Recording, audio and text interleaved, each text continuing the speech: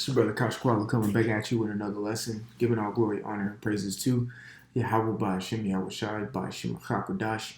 Double honors to the apostles and elders of the great millstone who rule and teach well. Peace, love, salutation to the elect 144 first fruit. All right, so I got 2 Timothy chapter 2 and 4. Of course, a lot of brothers are very understanding of what this script is, and it's getting way more stronger as time. All scriptures are getting stronger as time goes on, especially in the times that we're in. But this one is, it's really there, you could say, because we are really there.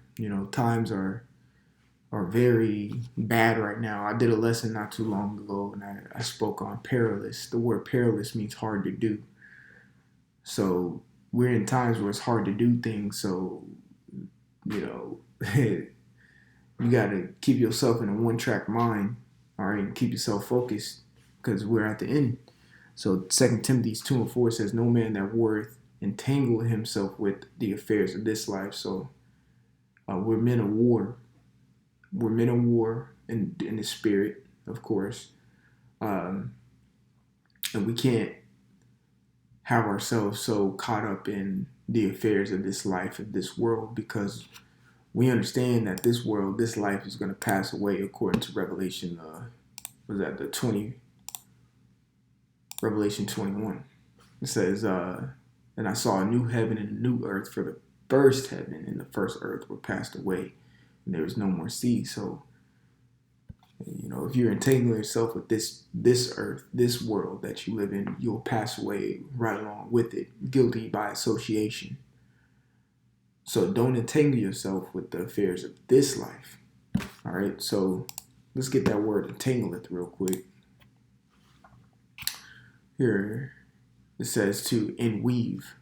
It says of a thing to entangle, involve. So, like I said, guilty by association. Strong's G 1707. Impleco. All right, impleco is how you say that in the Greek. So, again, one more time, guilty by association. Usually when you see, certain murder cases or, whatever, there'll be an individual who may come off to seem innocent, but since they were around and saw activities being done, they're guilty. All right. Instead of detaching themselves from that person or that situation, they instead decided to stick around knowing what was going on. All right. So that in turn gets them in a state of being guilty. And that's why they call it a guilty by association.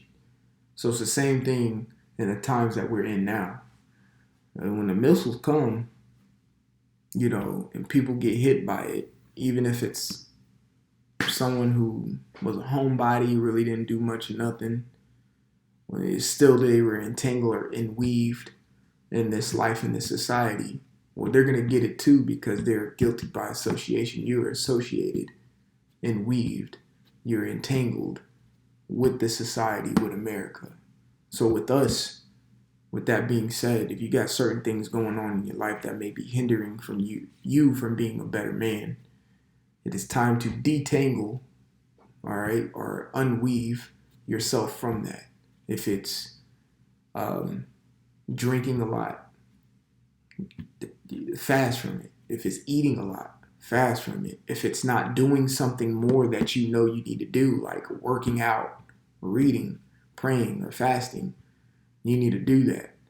Or if you have if women is a stronghold on you, you need to detangle yourself from that, and you got to do it now. All right, because we're in perilous times, like I said earlier, and we're in times where the window of opportunity is closing. And if you watch my videos, almost every video I'll tell you that probably my favorite word is opportunity, because it means a chance to advance.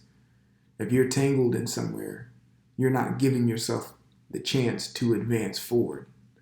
you have to cut off the dead wood. And if you watch my videos, you probably know that there is an analogy that my high school coach, he was a coach, he was a new coach first year at the high school, and he was going to put the team through a rigorous tryout pretty much. And all he would say, the dead wood's going to fall off, the dead wood's going to fall off. And lo and behold, people started quitting. And that's what he would consider the dead wood. So when there's a tree grows, just like a snake, it sheds off dead wood. Just like a snake sheds off its skin when it grows. So when a tree grows, there's dead wood that plucks off automatically, meaning things that, the dead wood is something that's not needed. All right? So it's the same thing in this sense. So if you got dead wood on you, you need to pluck that off. All right? It says, no man that warreth entangle himself with the affairs of this life. And it says, no man that warreth. So that means you're a soldier. What are soldiers? Discipline, because they take orders from a commander and they need to get the job done however it needs to happen. Therefore, they cut it off. Shoot, me, I went to the Air Force. I went to basic training. Basic training was 2-3 months, something like that. I had no phone, no form of contact, couldn't talk to nobody, no women, no nothing. It was just focus on what the hell I got going. They cut us off from the world, literally. And it was only Air Force, Air Force, Air Force, Air Force. It's the same thing that we have to do in this sense. You got to cut things off that are holding you back, and you got to focus on the job or the task at hand. It says that he may please him who had chosen him to be a soldier. We're handpicked by the Lord to be a soldier in the army, which he has made to combat what's coming down the pipeline.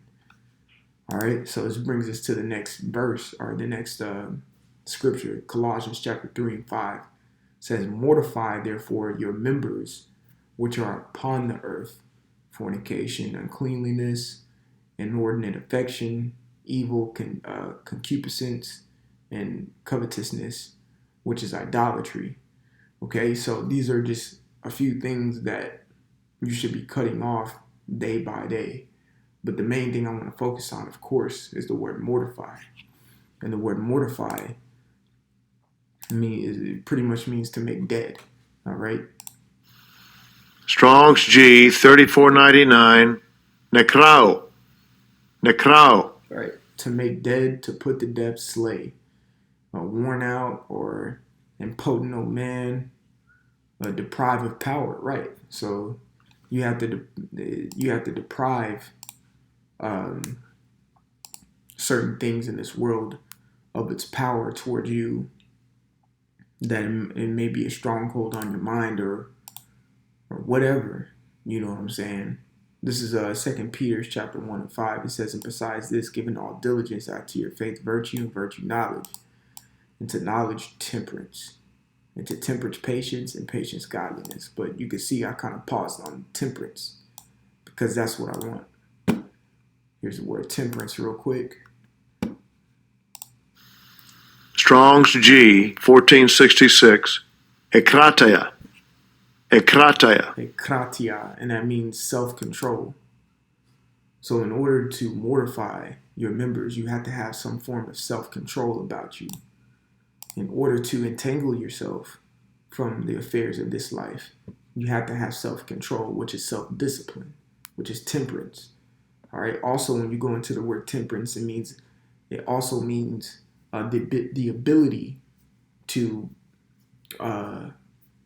suppress your lust, wants, or desires. Okay. So if you have the ability to suppress or depress your wants, your lusts, and your desires, because we all have them. I'm gonna keep it a buck. You'd be proud to say you don't. We all do. Okay. There's a saying is, your demons don't go away, you just learn to live above them, which is a form of self-control and temperance. So once you know how to put those away, your lusts, your wants, and your desires, then you can start entangling yourself. Then you can start mortifying. Also, the word mortifying, when you look up just a regular definition of the word mortify, it means to make shame or embarrass. So we're gonna just mortify, mortifying. It says causing great embarrassment or shame. See that? Here's the word mortify. It says cause someone to feel embarrassed, ashamed, or humiliated. So it's saying mortify therefore your members. Meaning what? Look yourself in the mirror and really be real with yourself with the dumb shit that you may be doing that's holding you back. It's embarrassing when you start thinking about it like, wow, I really letting this hold me back. And again, I'm going to read this. Mortify therefore your members. You are a member of a body of a church. So if a head of a camp or whatever puts you out there on blast, don't be upset at it.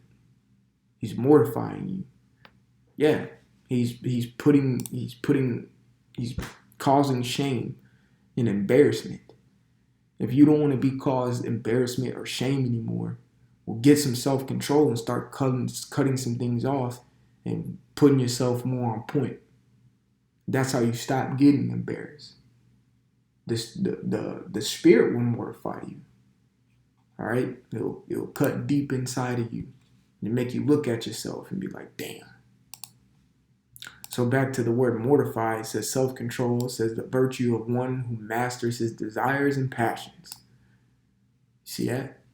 It says his sensual appetites.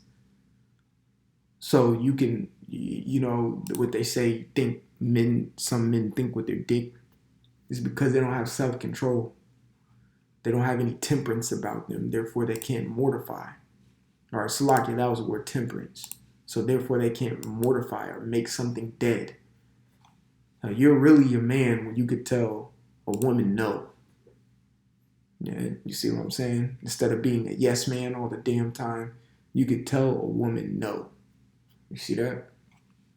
Let's go back. It says subdue by self-denial or discipline. When you deny yourself, what it's called, I forgot what it's called. Pretty much, let me say it like this. You're mortifying yourself when you can put yourself on a reward program. Meaning, I need to complete this, that, these certain important tasks that are beneficial to my life before I can do that. And if I don't do this or that, then I can't do that. And it takes discipline to actually do that. Like put yourself on a reward system. You do it to a dog.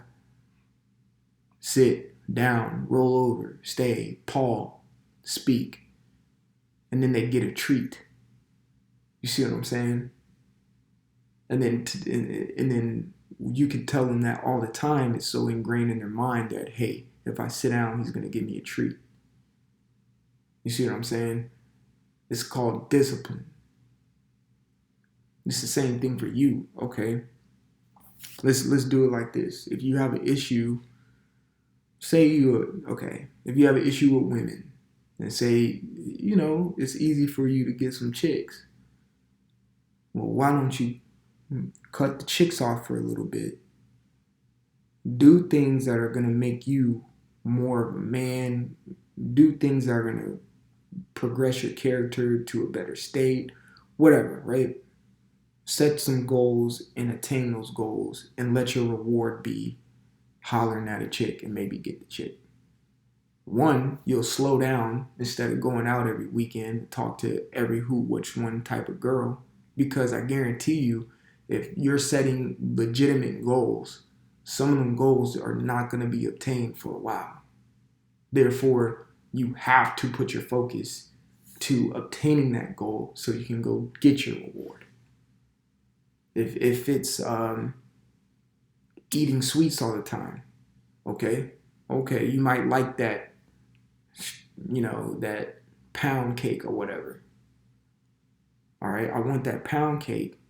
I'm going to have that pound cake on Friday. But from Monday to Friday, I need to work out at least 30 minutes out the day. I have to do it. And if I miss one day, I can't have that pound cake on Friday.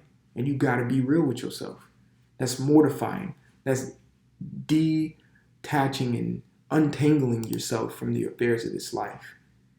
It starts with baby steps.